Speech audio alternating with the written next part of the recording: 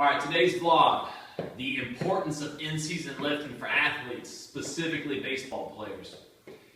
There's a misconception on how you're supposed to lift in season as a baseball player. There's a lot of philosophies and a lot of people talk about lifting light weights, not lifting at all, only lifting a certain amount a week. I'm going to help you try to clear some of this up so everybody understands. First of all, I want you to think about your body as a house, okay? In the off season, you're building your house. That's your weight training program, okay? So if I'm building the house and I put the infrastructure together, I lay the foundation, concrete, it's solid, it's well built. And then when season comes around, I decide to not take care of it. I just leave it be. I'm not changing the filters. I'm not paying attention to the yard. What's going to happen to that house? It's going to fall apart. Okay, it's the same analogy with baseball. If you're going to work out all off season to put in all that hard work and create that foundation, and the season comes along when you need it most to continue that foundation, to continue the workout, your body's going to fall apart. Another analogy for you to understand. The outside part of your body, it's the big muscle parts. Okay? The inside part of the body, think about that as the small muscles. The small muscles are the foundation to keep the big muscles healthy. Small muscles, okay? Rotator cuff, scapular mobility, hip mobility, elbow and forearm, making sure you're taking care and getting some self-myofascial release in season to make sure you're not getting tension up through here. If you're not doing it, what I categorize this stuff as prehab. Prehab and mobility. Basically, we call them filler exercises in the middle of your lift. You're doing these exercises throughout a lift, in the off season as well as in season to help with mobility. Like for me, I didn't have much mobility in my thoracic spine when I played, okay? So I had to constantly work on mobility in the thoracic spine, and ultimately I didn't pay attention to it enough. It led to a shoulder injury, among other injuries that I had, as well as a lower fracture in my back. So if you're not taking care of yourself, and I was one of those guys too. Sometimes I was lifting and taking care of myself in college, but in high school I didn't have anybody giving me advice and telling me exactly how I should go about the training the right way. So I would really just kind of take it easy and not really take care of myself. And I had a lot of injury-plagued years because I wasn't doing that mobility. I wasn't doing those fillers, and I wasn't continuing training right. Now, let's delve into the training light versus training heavy.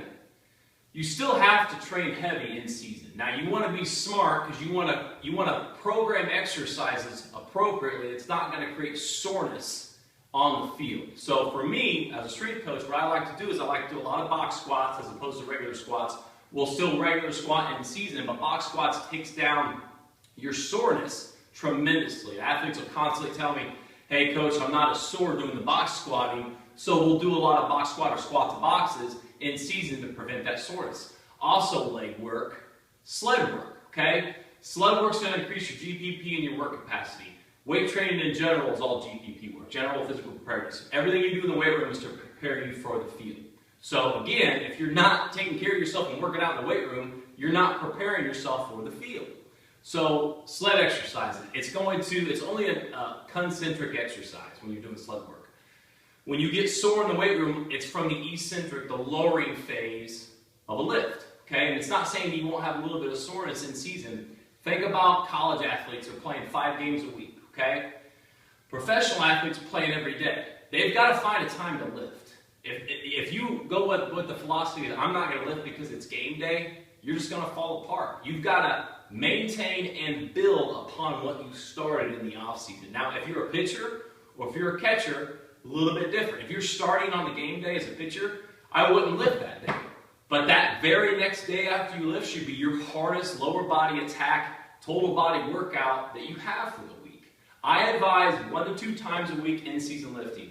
One day where you're absolutely killing it. The second day is a recovery lift. You're paying attention to mobility. The filler exercises like I was talking about. Prehab, take care of the shoulder, take care of the elbow, take care of the knee, take care of the ankle, take care of the mobility in the hips. As well as I want you doing twice as many pulling exercises as you do push exercises. You have to make sure you're warming up properly. Mobility in your warm up and then a cool down. Don't leave the weight room until your heart rate comes down back to normal. Elevate your legs, work on the cold hot bath contrast, okay? Get yourself recovered. These are important things and ideas that you need to pay attention to. You still need to train heavy. What I like to do I do the rep max method in the off season. When we're training and we kind of start at 8 rep max or 7 rep max and we blow all the way up to a 3 rep max. Most of the time when we do that, we're training anywhere from a 3 to 5 rep max on a given exercise, on a max effort upper day or a max effort lower day.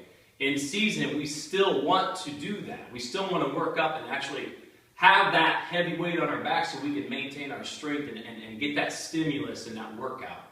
So don't train light, don't train too heavy obviously, but we want to train at an adequate amount, a good percentage where we're really pushing ourselves. And I don't like to use percentages in season. The reason is we might have a day that we feel like crap. We might have a day that we feel great. If I'm working up, say we're working up to a 5 rep max one day, okay? That's an off day for the athletes. Say they played on Saturday, they come lift with me on Sunday as high school players. They might not play a game till Tuesday, so you've got about 48 to 72 hours of recovery there. We'll get on the box squat, we'll do a 5 rep max. Now, their 5 rep max in season is not going to be compared as it is off season when they're doing nothing but lifting.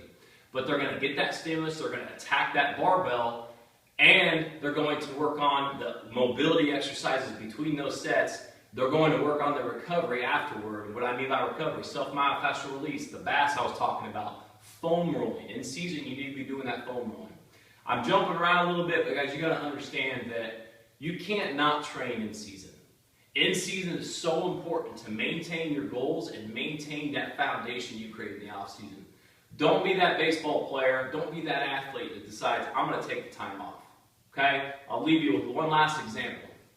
When I was a strength coach at a local high school in Indianapolis, Westfield High School, the football team and a lot of sports programs were top 10 ranked throughout the year. Okay, throughout the couple of years I was there.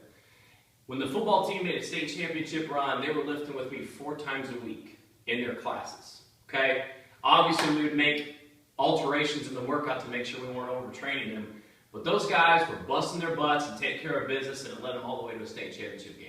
Baseball team was ranked in the top 10 all year, okay? They busted their butts from day one and all the way through the season. They were still lifting those 4 times a week, making alterations, obviously. They ended up being ranked in the top 10 all year.